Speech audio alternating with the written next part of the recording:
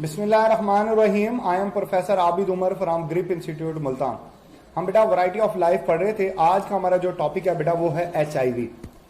Main topic है, देखो बेटा HIV वायरस को अगर आप देखें तो HIV वायरस के अंदर जो है बेटा ये वो कुछ वायरस इस तरीके से होता है। ये इन्वेलप्ड होता है, ठीक है ना। लिपिड की इन्वेलप जो है बेटा वो लिपोप्रोटीन होती है बेसिकली इन्वेलप, ठीक हो गया। इसके अंदर स्पाइक्स पाई जाती हैं जो कि रिसेप्टर्स के साथ अटैचमेंट में हेल्प करती है। ये कहां पर हेल्प करते हैं? रिसेप्टर अटैचमेंट में। ये बात आपने याद रखनी है। इसी तरह ये आपको जो ब्लू कलर में दिखाई दे रहा है बेटा ये इसका कैप्सिड है। अच्छा, इसमें ये जो रेड कलर में आपको दिखाई दे रहा है रॉड फॉर्म में, ये बेटा न्यूक्लिक एसिड है। बेसिकली इसमें जो न्यूक्लिक एसिड होता है वो RNA होता है, हमेशा RNA होता है, ठीक है। और इसके साथ एसोसिएटेड कुछ एंजाइम्स हैं जिसमें DNA पॉलीमरेज भी होता है, जिसमें इंटरगायरेज भी होता है, और मेन जो होता है वो होता है रिवर्स ट्रांसक्रिप्टेज। ये पाया जाता है, ये मेन है, ठीक है ना। ये आपने याद रखना है। रिवर्स ट्रांसक्रिप्टेज जो है बेटा वो RNA से DNA बनाता है। यूजुअली DNA से RNA के बनने का अमल जो है बेटा वो ये मैं समझा देता हूं आपको। देखिए, ये पहले ये वाली बात समझा देता हूं फिर आगे बताता हूं। देखिए, DNA से जब RNA बनता है तो आप इस अमल को कहते हो ट्रांसक्रिप्शन, ऐसे ही है ना। लेकिन अगर RNA से DNA बने तो उल्ट हो गया ना, तो यह कहलाएगा रिवर्स ट्रांसक्रिप्शन। और रिवर्स ट्रांसक्रिप्टेज इन्वॉल्व होता है। और ये जो DNA बनता है इसको cDNA कहा जाता है, कंप्लीमेंट्री DNA कहा जाता है, ठीक हो गया। अब एड्स जो है बेटा वो रिपोर्ट हुआ था 1980 में, ठीक है ना। पहले होमोसेक्सुअल में हुआ, फिर हेट्रोसेक्सुअल में हुआ। इसके अलामात में बंदे को निमोनिया हो जाता है, रेयर वेस्कुलर यानी ब्लड कैंसर हो जाता है, सडन वेट लॉस होता है और उसका इम्यून सिस्टम लॉस हो जाता है, ठीक हो गया। अच्छा, ये जो इन्फेक्ट करता है ना ये T लिम्फोसाइड को इन्फेक्ट करता है। T लिम्फोसाइड तो 5 तरह के होते हैं, T suppressor, delayed, T cytotoxic, T helper cell. तो बेटा ये बेसिकली T हेल्पर सेल को इन्फेक्ट करता है, ये आपने याद रखना है, T हेल्पर सेल्स को। और ये होस्ट स्पेसिफिक होता है। होस्ट स्पेसिफिक से मुराद ये कि देखो ये मंकीज में भी पाया जाता है, लेकिन मंकीज में ये बीमारी पैदा नहीं करता। होता है उसमें मौजूद, लेकिन बीमारी पैदा नहीं करता। क्यों नहीं करता? क्योंकि उसमें CD4 रिसेप्टर सेल नहीं होते। इसके जो रिसेप्टर्स हैं वो सिर्फ ह्यूमन में पाए जाते हैं, ठीक है ना। ह्यूमन के T हेल्पर सेल पर पाए जाते हैं, इसलिए ये सिर्फ ह्यूमन में बीमारी पैदा करता है। सेक्सुअल कांटेक्ट से, इन्फेक्टेड सुरिन से, इन्फेक्टेड रेजर से जो है, ब्लड ट्रांसफ्यूजन से जो है बेटा ये ट्रांसफर होता है। बड़ी इजी सी बात है। इसमें जो है बेटा वो इसकी वैक्सीन बनी थी AZT के नाम से अफ्रीका में 2001 में, लेकिन वो क्योंकि इसके इतने इफेक्टिव रेट नहीं है, रिजल्ट नहीं है, तो डेट्स वाई वो अभी वर्ल्ड में लेवल के ऊपर यूज नहीं हो रही है। ये इसका साइकिल है, ये थोड़ा सा समझने वाला। देखो ये HIV है, ये वायरस है HIV। यहां पर जिस रिसेप्टर के ऊपर ये अटैच है, इस रिसेप्टर को बेटा आप बोलते हो CD4 रिसेप्टर। एनवेलप बाहर रह जाएगी, जो कैप्सिड है वो अंदर जाएगा। अब ये कैप्सिड के जो है बेटा वो प्रोटीन सब यूनिट्स हैं। ये क्या है? प्रोटीन सब यूनिट्स हैं जो कि रिलीज हो गए। इससे दोनों RNA, इसमें सिंगल स्ट्रैंडेड 2 RNA होते हैं। 2 स्ट्रैंड होते हैं RNA के, लेकिन होता वो सिंगल स्ट्रैंडेड है। ये दिखा, ये दोनों RNA आपस में एक दूसरे के साथ अटैच हो जाता है और एक बड़ा RNA बन जाता है। ये आप देख सकते हो, this will be a host viral RNA। और इसके साथ ये एंजाइम रिवर्स ट्रांसक्रिप्टेज भी मौजूद है। अब ये रिवर्स ट्रांसक्रिप्टेज क्या करेगा? ये RNA से DNA बनाएगा। ये देख लो बेटा, ये DNA, ये cDNA। तो क्योंकि एक RNA का स्ट्रैंड है, एक DNA का स्ट्रैंड है, तो इसलिए ये बना हुआ है हाइब्रिड। आप इसको क्या नाम दोगे? ये हाइब्रिड बन गया। अब ये जो पेरेंट RNA है, जो पेरेंट RNA है, इसका क्या होगा? जो रेड कलर में, ये बेटा ब्रेक हो जाता है यहीं पर। क्यों? क्योंकि इसकी DNA की कॉपी बन चुकी है। क्योंकि इसकी DNA की कॉपी बन चुकी है तो ये यहां पर ब्रेक हो जाएगा। अब ये जो DNA बचा है बेटा, इसकी डुप्लीकेशन होगी, इसकी डुप्लीकेशन होगी। और ये कहा जाता है कि रिवर्स ट्रांसक्रिप्टेज ही इसकी डुप्लीकेशन करता है। कुछ जगहों पे लिखा हुआ है कि DNA पॉलीमरेज होता है इसके पास अपना, वही करेगा। न्यूक्लियस में एंटर होने से पहले वाले सारे एंजाइम ये खुद लेकर आता है। न्यूक्लियस में जब बायोसिंथेटिक मशीनरी को ये कंट्रोल कर लेगा तो फिर ये होस्ट के सारे एंजाइम्स, होस्ट की सारी मशीनरी इस्तेमाल करेगा। उससे पहले पहले ये सारी चीजें अपने साथ लेकर आता है। तो कुछ कहते हैं कि रिवर्स ट्रांसक्रिप्टेज, कुछ कहते हैं DNA पॉलीमरेज यहां पर ऐड होता है और एक सिंगल स्टैंडर्ड DNA को डबल स्टैंडर्ड DNA में बदल देता है। जब ये डबल स्टैंडर्ड DNA बन जाएगा तो बेटा ये होस्ट के न्यूक्लियस में एंटर हो जाएगा और जो टी लिम्फोसाइट्स हैं उसका जो अपना डीएनए है उसके डीएनए का हिस्सा बन जाएगा, इंटरडिजिटेट हो जाएगा, जिसको आप प्रो वायरस का नाम दोगे। प्रो वायरस जो है बेटा ये बन जाएगा। प्रो वायरस ये एक्टिव होता है, इसकी यहां पर ये जो प्रोसेस हो रहा है बेटा ये ट्रांसक्रिप्शन हो रही है, ट्रांसक्रिप्शन हो रही है। मतलब अब ये जो है ये वायरल आरएनए बन रहा है। ये कौन सा आरएनए है? ये वायरल आरएनए। अब ये वायरल आरएनए जाके राइबोसोम को यूज करेगा, बायोसिंथेटिक मशीन को यूज करेगा और प्रोटीन सब यूनिट बनाएगा वायरस की, जैसे ये बनी हुई है। ये आपस इनकी असेंबली होगी और ये बाहर निकल जाएंगे बन के। ये जो है बेटा ये जो है ये सेल मेम्ब्रेन है। ये जो होस्ट की सेल मेम्ब्रेन होती है बेटे ये बन जाती है एनवेलप ऑफ वायरस। क्या बनेगी? एनवेलप ऑफ वायरस बन जाएगी। ये बात आपने याद रखनी। ठीक हो गया?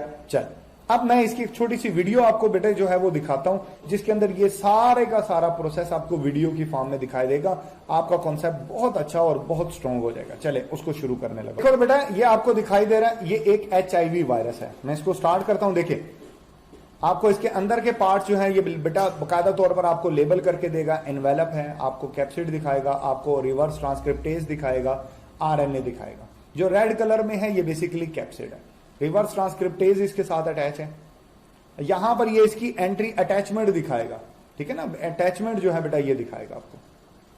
टी हेल्पर सेल है, इसके CD4 रिसेप्टर सेल्स के साथ जो है बेटा जाकर इसने इसकी जो स्पाइक्स हैं, जो इन्वेलप की जो स्पाइक्स हैं वो CD4 रिसेप्टर सेल्स के साथ जाके बेटा वीक यूनियन बनाते हैं। आप देख रहे हो ये अटैचमेंट हो रही है CD4 रिसेप्टर सेल्स की।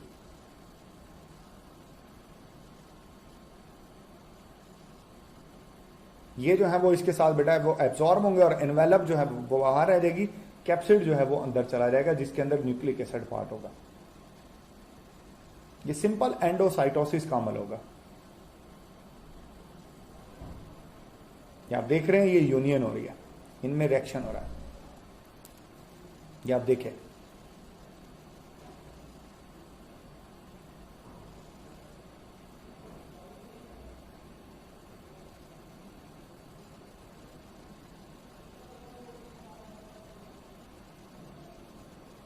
ये अंदर मूव किया। अब देखें ये स्पाइक्स और ये सब कुछ बाहर है, इनवेल वो गया अंदर।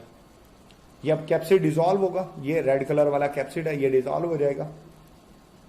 ठीक है, ये डिसॉल्व हो गया और RNA फ्री हो गया। अब सबसे पहले क्या होगा कि ये जो RNA है रिवर्स ट्रांसक्रिप्टेज का, क्योंकि DNA न्यूक्लियस में जा सकता है, RNA नहीं जा सकता, तो रिवर्स ट्रांसक्रिप्टेज अब इसकी कॉपी बनाएगा होस्ट न्यूक्लियोटाइड का इस्तेमाल करके। होस्ट न्यूक्लियोटाइड यूज होंगे। ये जो ब्लू पर्पल कलर में है बेटा ये DNA बन रहा है, येलो कलर में है ये RNA।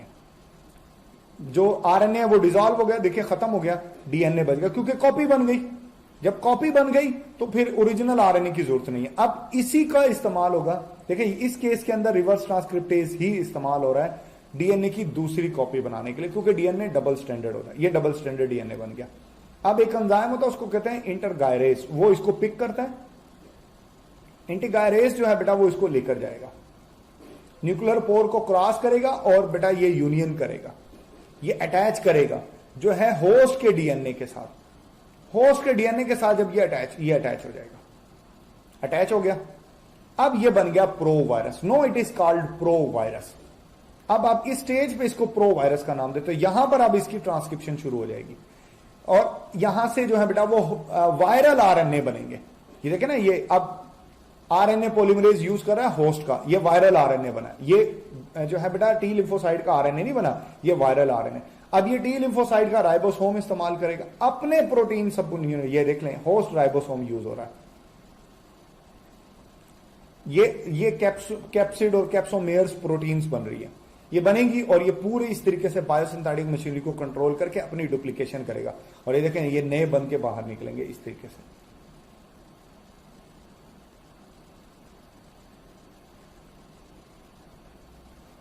ये स्पाइक्स बन रही है, एनवेलप बन रही है ना, ये बाहर आ गए। इस तरीके से जो है बेटा वो इसका इस्तेमाल जो है बेटा ये किया जाता है। ये पूरे का पूरा प्रोसेस जो है इस तरीके से होता है। ये बनते रहेंगे और इसी तरीके से जो है बेटा ये निकलते रहेंगे।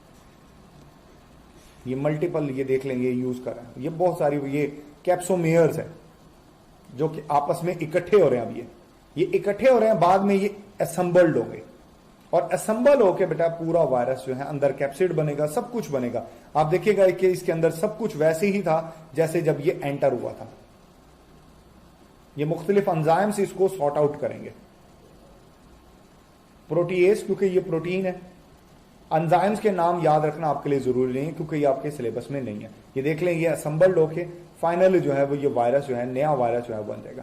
और मैंने बताया कि होस्ट की सेल मेम्ब्रेन जो है बेटा वो इस्तेमाल होगी इसकी इन्वेलप बनाने के अंदर। चल जी, मैं उम्मीद करता हूं बेटा आपको जो है वो जो HIV का लाइफ साइकिल है वो बहुत अच्छे से समझ आ गया होगा। अब लास्ट डिस्कशन में सिर्फ बैक्टीरियोफेज के लाइफ साइकिल की डिस्कस करूंगा, थोड़ा सा हम रेट्रोवायरस भी डिस्कस कर लेते हैं। क्यों हम इसको डिस्कस करें? क्योंकि रेट्रोवायरस जो है बेटा वो HIV इसकी एग्जाम्पल है। HIV जो है वो रेट्रोवायरस की एग्जाम्पल है, ठीक होगा ना। ये सिंगल स्टैंडर्ड RNA होता है, इसके अंदर ये ट्यूमर भी पैदा करता है जिसकी वजह से इसको ऑन्कोवायरस भी कहा जाता है। क्योंकि ये ट्यूमर पैदा करता है इसलिए इसको ऑन्कोवायरस जो है ना बेटा ये कैंसर से रिलेटेड वायरसेस भी कहा जाता है, ठीक है ना। HIV इसकी एग्जांपल है। इसका डाया जो होता है 100 नैनोमीटर होता है, रिवर्स ट्रांसक्रिप्टेज इसी में पाया जाता है हमने। अच्छा, जैसे कि मैं बात कर रहा था बैक्टीरियोफेज की, तो बैक्टीरियोफेज के हवाले से थोड़ा सा डिस्क्रिप्शन हम लेंगे कि बैक्टीरियोफेज का लाइफ साइकिल। बैक्टीरियोफेज जो है बेटा बैक्टीरिया जो ऐसा वायरस जो कि बैक्टीरिया को इन्फेक्ट करता है उसको कहते हैं, ये दो तरह का होता है, लाइटिक साइकिल भी देता है और ये लाइसोजेनिक भी देता है। लाइटिक साइकिल में जो वायरस और बैक्टीरिया का रिलेशन होता है वो मास्टर और स्लेव का होता है, ये MCQs के हवाले से। और ये जो है ना बेटा ये होता है होस्ट एंड गेस्ट का रिलेशन होता है, होस्ट एंड गेस्ट रिलेशन होता है, ये आपने याद रखना है। ये 4 स्टेप में होता है। नंबर 1 अटैचमेंट, नंबर 2 यहां पर होती है पेनिट्रेशन, नंबर 3 पर होती है बेटे मल्टीप्लिकेशन और नंबर 4 पर होती है लाइसिस। लाइटिक में ये 4 होते हैं कि पहले बैक्टीरिया जो बेटा वायरस है वो बैक्टीरिया की सरफेस के ऊपर जो रिसेप्टर है वहां पर आकर अटैच होगा, ऐसे लैंड करेगा, वीक यूनियन होगी, ठीक है, रिसेप्टर पर लैंडिंग होगी, फिर पेनिट्रेशन होगी, सिर्फ DNA अंदर जाएगा, फिर ये बायोसिंथेटिक मशीनरी को कंट्रोल करेगा और जो है बेटा वो फाइनली लाइसिस कर देगा।